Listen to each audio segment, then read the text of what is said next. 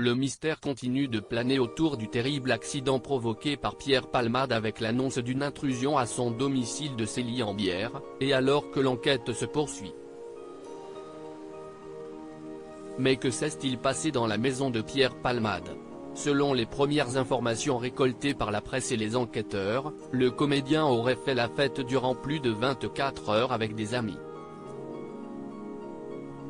Il a ensuite pris le volant vendredi soir, toujours sous l'emprise de la cocaïne, provoquant un dramatique accident de voiture, où 3 personnes ont été sérieusement blessées, une femme enceinte ayant perdu son bébé et son fils de 6 ans, au pronostic vital engagé.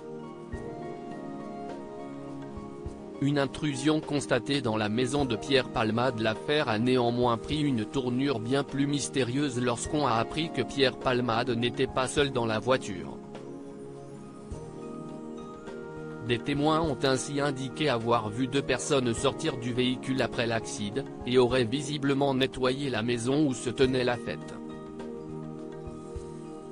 Le comédien n'étant pas encore en mesure de répondre aux questions, bien qu'il soit sorti de réanimation plus tôt dans la journée, les enquêteurs cherchent donc à comprendre qui sont ces individus, qui pourraient être poursuivis pour non-assistance à personne en danger. Nouveau retournement de situation cette nuit puisque France Info annonce qu'une ou plusieurs personnes se seraient introduites dans la demeure de Pierre Palmade, celle-là même qui a été utilisée pour la fête. L'alarme se serait déclenchée vers 1h30 du matin dans la nuit de lundi à mardi au sein d'une dépendance aménagée en bureau, alertant les autorités. L'homme ivre placé en garde à vue hier soir parle d'un pari au cours de l'inspection. Les gendarmes ont pu constater que la dépendance de cette maison, actuellement en vente pour 1,36 million d'euros, avait des traces d'effraction. Reste donc à savoir s'il s'agit des fuyards, de paparazzi, ou encore d'un curieux.